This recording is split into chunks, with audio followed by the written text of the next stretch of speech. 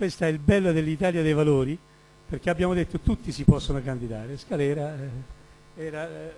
faceva parte del territorio, non faceva parte, non aveva responsabilità. Buonasera a tutti.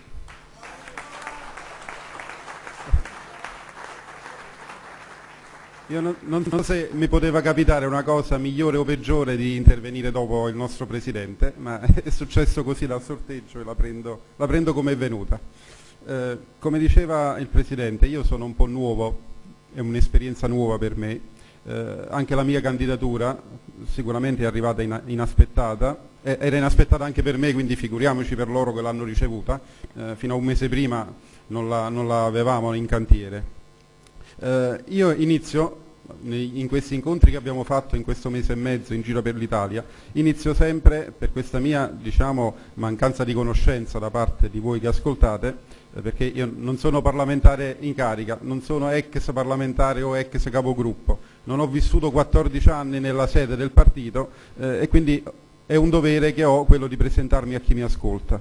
Quindi il mio modo di presentarmi è raccontando un po' la mia esperienza sociale, politica, prima da cittadino attivo e poi da piccolo amministratore e politico un po' come impegno. Il mio impegno inizia più di 10 anni fa, la mia provenienza è quella di una provincia forse tra le peggiori del nostro paese, io la definisco forse la peggiore anche del nostro continente, ed è la provincia di Caserta.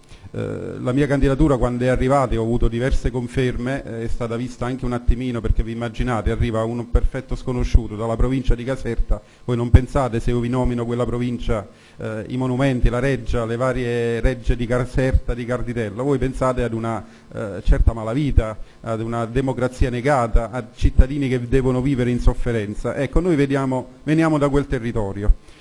Dico noi, vedete che lo ripeterò spesso questo, a me viene più spontaneo parlare con noi piuttosto che con l'io, perché la mia candidatura non la considero solo mia, ma di tutto un gruppo di persone che molti sono anche qui in sala questa sera e che ringrazio di essermi vicini anche questa sera. Quindi grazie a tutti per essere con me. Mi dispiace di non poterli tenere qui a fianco a me, sarebbe stato molto bello anche questa immagine. Quindi il mio impegno inizia 10 anni fa, non è politico ma è sociale, con movimenti e associazioni locali. In molte di queste sono ancora impegnato. Praticamente voi questa sera avete sentito parlare anche di rivoluzione civile, anche di mondo civico. Io in questo mondo civico ci sono ancora, nonostante ho degli impegni rappresentante locale, responsabilità locali con l'Italia dei Valori, io sono impegnato in 4 ambiti diversi, un comitato per conoscere il problema dei rifiuti nella nostra regione, un comitato per il ciclo dei rifiuti per opporsi all'impiantistica che vorrebbero mettere a sproposito nella nostra regione, e questo è da diversi anni, un movimento sociopolitico locale con il quale organizziamo un corso di formazione alla cittadinanza attiva e all'impegno politico. Questo è molto importante per me perché amministratori e politici, come è stato già ricordato prima, non ci si può improvvisare, non basta essere una brava persona per essere un bravo amministratore o un bravo politico. Bisogna formarsi e questo noi lo stiamo indirizzando ai giovani delle università di economia e di giurisprudenza con questo corso di formazione. Il terzo ambito è quello di un'associazione che qualche mese fa abbiamo creato a cavallo delle elezioni politiche. Qui è successa una cosa che vi voglio raccontare per farvi capire anche la difficoltà che ha il nostro partito nei territori. Un'associazione che ho dovuto creare perché alcuni cittadini, subito dopo le elezioni di rivoluzione civile, si sono rivolti a me e mi hanno detto: Nicola, tu ci devi far capire come ci dobbiamo impegnare, noi facciamo qualunque cosa tu ci dici di fare, ma non si deve trattare di Italia dei Valori, perché loro mi identificavano con questo partito. Allora io non potevo far scappare questa energia che mi si presentava e ho creato un'associazione culturale, l'importanza poi della comunicazione, con una web TV collegata, con la quale abbiamo già iniziato a fare convegni di nuovo sul ciclo dei rifiuti per catturare questa energia che veniva dalla società civile. Quindi io credo molto a questo contatto con la società civile. L'Italia dei Valori, vi dicevo che il mio impegno è iniziato 10 anni fa. A metà di questo percorso incontro l'Italia dei Valori, che era il mio partito nel mio DNA, nel mio io, perché quei valori di legalità, di giustizia, di trasparenza, di contatto, essere dalla parte dei cittadini erano sempre stati miei.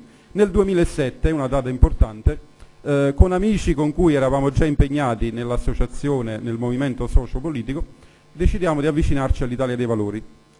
2007, prendiamo dei contatti a livello provinciale e lì c'è qualcosa che vi fa capire di come spesso nei territori le cose non hanno funzionato in questi anni. C'era un deputato responsabile della zona che era indagato, inquisito, a Roma si era sospeso dal partito, si era allontanato dal gruppo, era nel gruppo misto, noi andiamo a Caserta e ci viene presentato come il responsabile per il nostro territorio. Allora a quel punto capite che noi freniamo un po', la cosa non ci piace, noi volevamo continuare il nostro impegno ma con la trasparenza che ci contraddistingueva e ci allontaniamo, diciamo vabbè continuiamo a fare il nostro impegno sociale. Quella cosa che non era piaciuta a noi, e diamo merito al nostro Presidente che ogni tanto gli scappa qualche De Gregorio ma gli altri li becca, dopo un anno e mezzo se ne accorge anche lui e praticamente azzera tutto il direttivo provinciale, diventa lui commissario provinciale a Caserta per un anno e mezzo, quindi Antonio Di Pietro era commissario provinciale nella provincia di Caserta. Noi restiamo ben soddisfatti perché vuol dire che ci avevamo visto giusto e ci riavviciniamo. Questo succede nel 2010-2011, si fa nuovo direttivo provinciale, noi partiamo con la nostra attività ed è quella che poi mi ha portato qui. Io volevo parlare della mia candidatura, l'avete sentito già dai piccoli interventi che hanno fatto Matteo e Antonio prima di me. Loro hanno illustrato delle caratteristiche che io ho sentito spesso facendo gli incontri con loro in questo mese in giro per l'Italia, che sono alla base della nostra candidatura e sono 3 valori fondamentali. Loro hanno parlato dei territori e che sono la base del partito e che io penso di rappresentare a pieno titolo, sono il cambiamento che vogliamo portare all'interno del partito e la partecipazione. Lo diceva già il Presidente. Il Presidente ha parlato nelle 6 fasi della coerenza che ha avuto il nostro partito dalla sua nascita fino ad oggi, una coerenza che in questa fase stiamo anche pagando, una coerenza di essersi opposti nella maniera migliore ai governi delle banche, ai governi dell'imprenditoria, diciamo che non ha un fine sociale ma ha un fine aggressivo e speculativo, che non è quella che ci appartiene. Quindi questa sua coerenza io la riconosco anche a me e alle persone che sono qui con me questa sera. Una coerenza su un territorio difficile che dura da più di un decennio. Vi parlavo degli impegni con i movimenti e le associazioni. Questi impegni sono sempre dalla parte del cittadino, sono sempre basati sui temi che stanno a cuore ai cittadini. C'è stato in uno degli incontri, se non ricordo male era a Firenze, che ci veniva chiesto lei che cosa farà il giorno dopo che viene eletto segretario, e poi c'era la seconda sottodomanda, che cosa farà nel caso in cui non viene eletto segretario. Beh, io la risposta me la sono trovata molto semplice, perché è un discorso di conoscere le persone e di voler conoscere i territori. Io ho detto il giorno dopo che sarò eletto segretario io convoco tutti i commissari, i coordinatori regionali a Roma per incontrarli e guardarli in faccia. E a loro chiederò di portare sulla nostra scrivania i problemi della loro regione.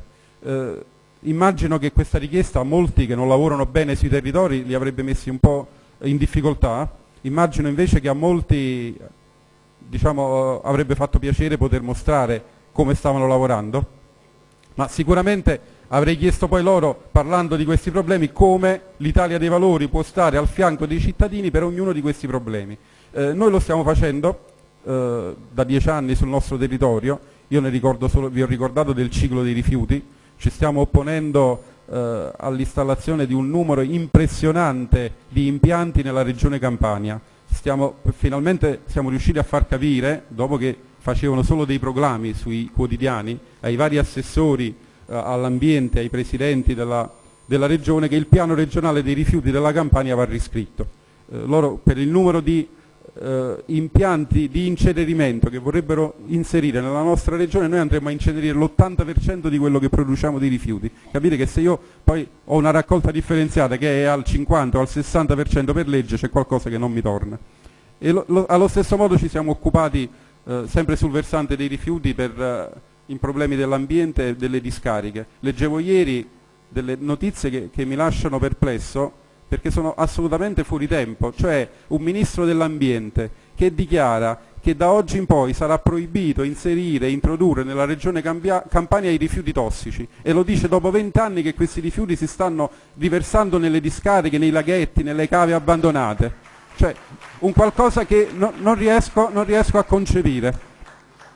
Nel nostro territorio ce n'è uno di questi laghetti, lo conosco bene, io lo chiamavo, perché poi c'è un'altra caratteristica, sempre dal territorio così malsano, che di certe cose non si può parlare. Io da 2 anni ho ricevuto, vi faccio solo la storia più breve, 2 telefonate anonime che mi dicevano di smettere, in maniera molto vaga. Una coinvolgeva anche mia moglie, e sua moglie sta facendo un traffico di droghe, gli dica di smettere, siamo la polizia, si qualificavano in questo modo. Dopo queste 2 telefonate mi arriva di fronte al portone di casa una specie di cassapanca che somigliava troppo ad una cassa funebre, e dentro c'era il giornalino dove stavamo scrivendo sul ciclo dei rifiuti, sempre scrivendo su tutto quello che vediamo, il bene comune locale. Andiamo a dar fastidio ad un signorotto locale che ci fa una denuncia, e di quella la stiamo trattando e la stiamo risolvendo.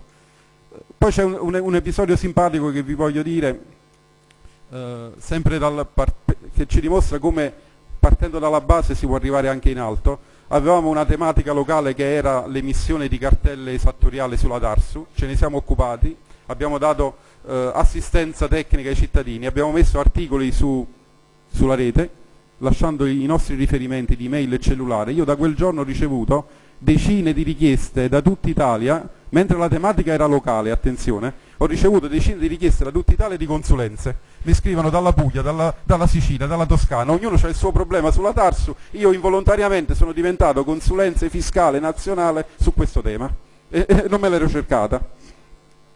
Su rivoluzione civile, a febbraio, in questo mio percorso, dopo aver partecipato all'esecutivo qui a Roma a dicembre, in cui il nostro presidente, non so se vi ricordate, lanciava quelle che erano le pubblicazioni di nozze, le aveva chiamate allora, dice 2 occhi vedono poco, 4 di più, se le mettiamo sulla rete migliaia di occhi vedono più di 2 o di 4.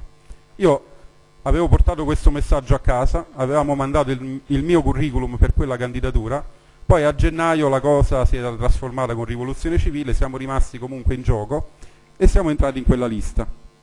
È stata un'esperienza che, vi devo dire, io all'inizio ho accolto con favore, perché vedevo che si stavano congiungendo quelli che erano i miei impegni sociali dei movimenti e associazioni con quello che era il mio impegno politico.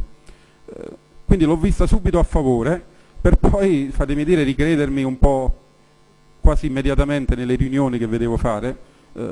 Probabilmente è stata un'esperienza montata troppo in fretta, le elezioni arrivavano da lì a 2 mesi, quindi ci sono stati più dissidi che momenti di unione, e poi sappiamo come è andata a finire. Però anche questa per me è stata un'esperienza molto importante, perché mi ha consentito intanto di uscire dall'ambito locale, di farmi conoscere e di conoscere tutte le persone che oggi appoggiano la mia candidatura, e poi perché mi ha permesso di avere un'esperienza su temi che erano più ampi di non quelli locali, di fornire, come era nella mia indole, una candidatura di servizio. Anche qui ci sono stati tanti episodi a favore di questa candidatura e a favore mio, ne voglio raccontare solo uno. Voi tutti sapete che questa campagna elettorale ultima si è fatta in un periodo particolare, perché non era in primavera ma era il mese di febbraio, quindi anche il maltempo, la pioggia, il freddo ci ha accompagnato. E io ricordo questo episodio in particolare. Una mattina avevamo deciso di attaccare dei manifesti localmente, lo facevamo alle 7 del mattino perché dalle nostre parti un manifesto dura mezz'ora, poi passa il PDL che copre tutto, e quindi lo potevamo fare solo alle 7 di mattina, sperando che i pendolari potessero vederlo.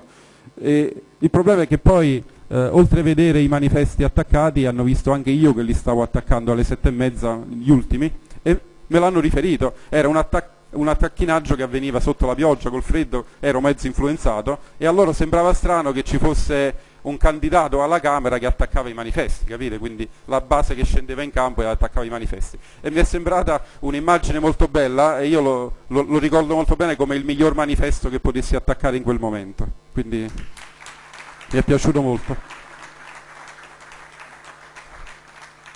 Passo a quest'ultimo periodo, al momento della candidatura. Anche questa è stata una candidatura, come vi dicevo, inaspettata per loro, ma un po' anche per me. Ne devo il ringraziamento agli amici che sono qui con me questa sera.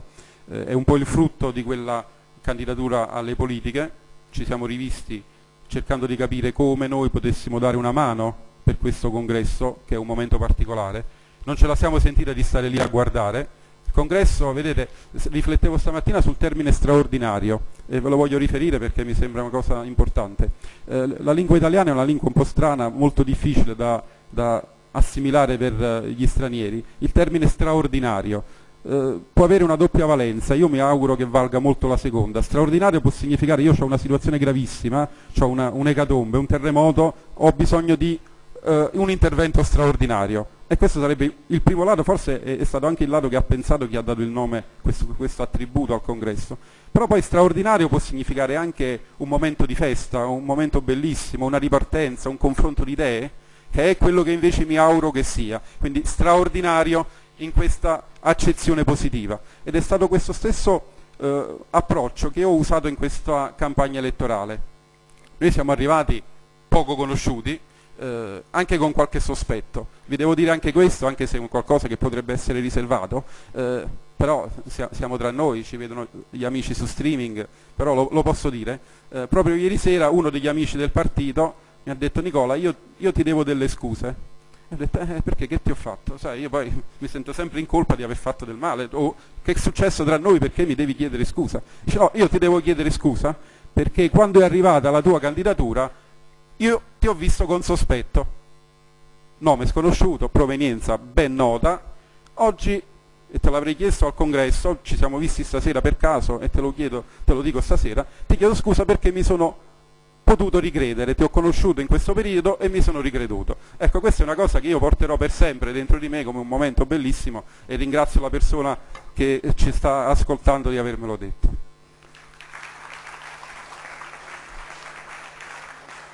Qualcuno ha accennato a dei momenti non belli durante questa campagna elettorale. Non li voglio evitare perché ne ho sofferto anch'io.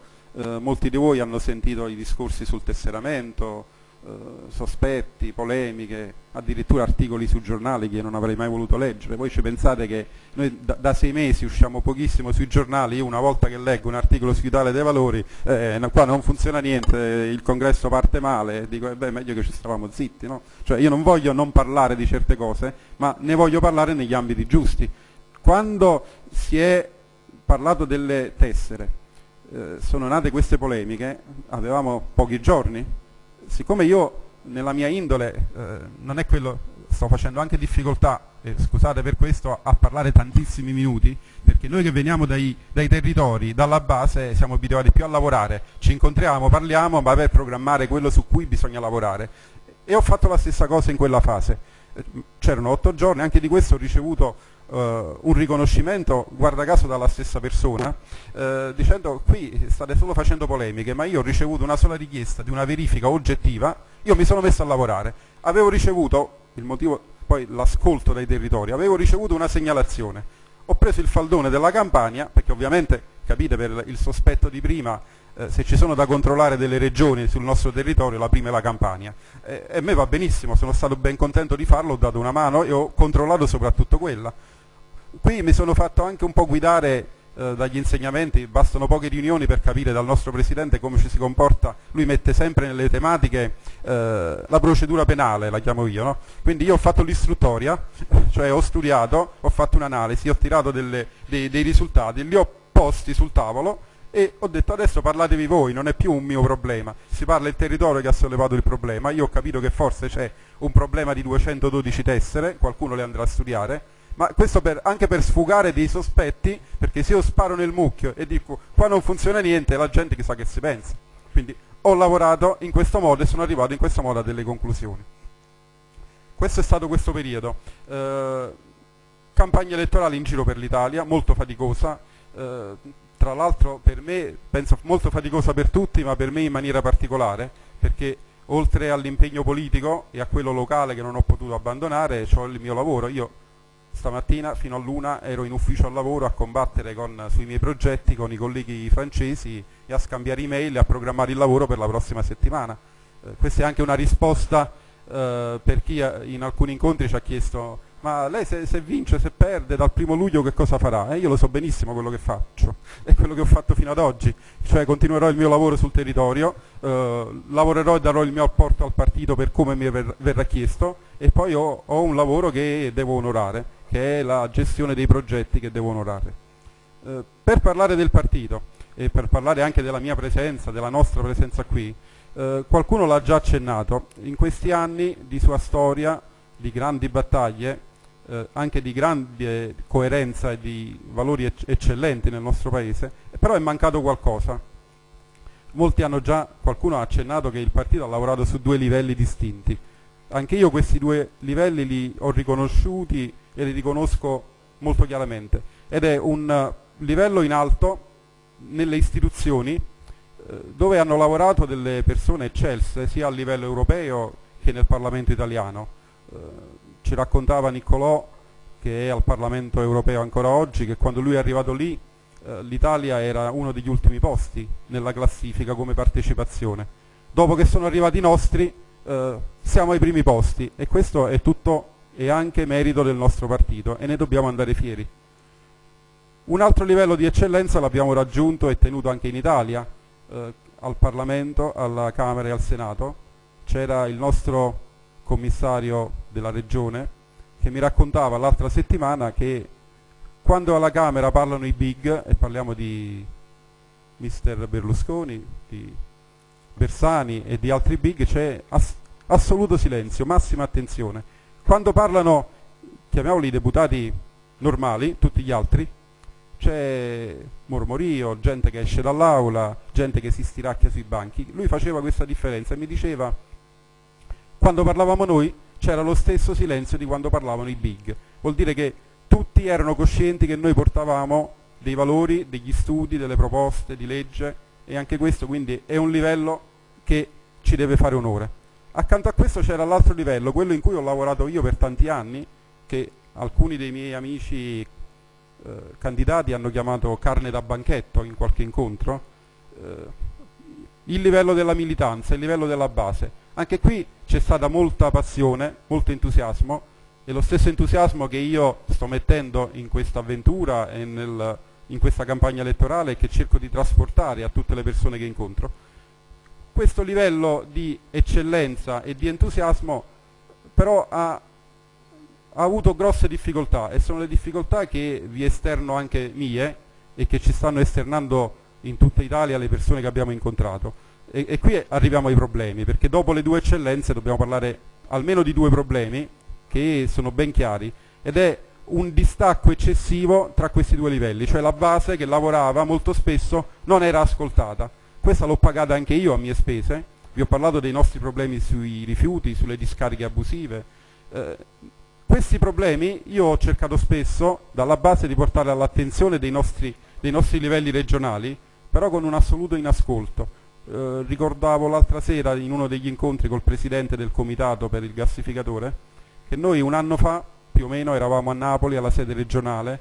Avevo preso il giorno prima, quindi pensate, il giorno prima il coordinatore regionale mi dà appuntamento, vado io prendendo un giorno di ferie dal lavoro, vado io con il presidente del circolo, e lui, finito il consiglio regionale, ci dice entra la persona, il segretario, dice: no, stasera non riceve perché ha mal di testa.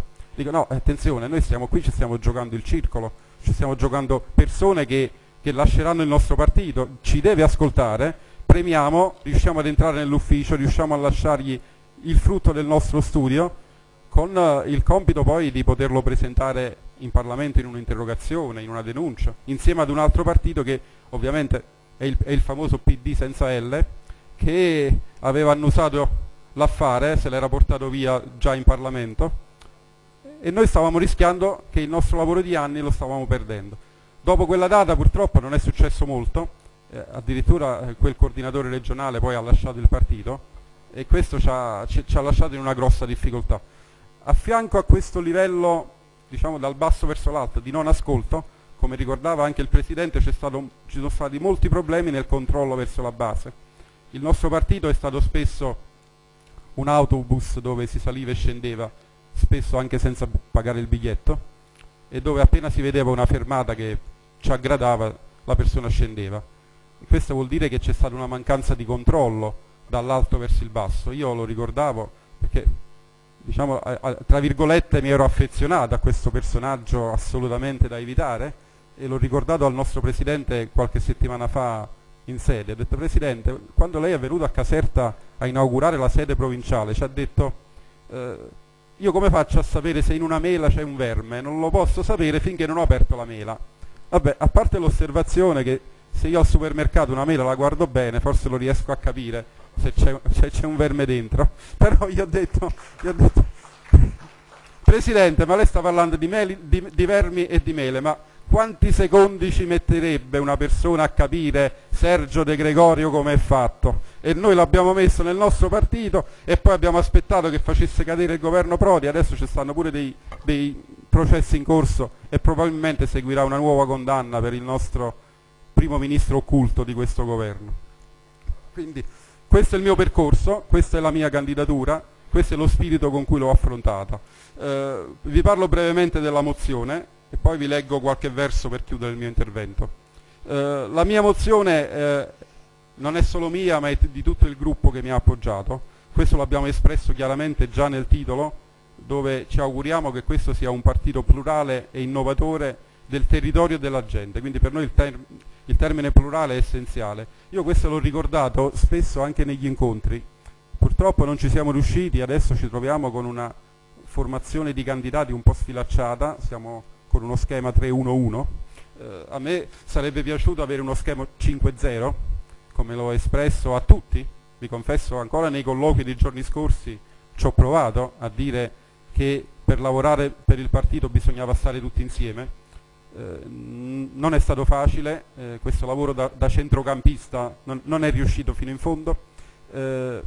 Io questo lo giustificavo con questa immagine che vi voglio passare. Vedevo il nostro partito, per tutto quello che ci siamo detti, come una pietra preziosa, cioè i valori che noi vogliamo custodire sono preziosissimi nel nostro paese, sono rarissimi.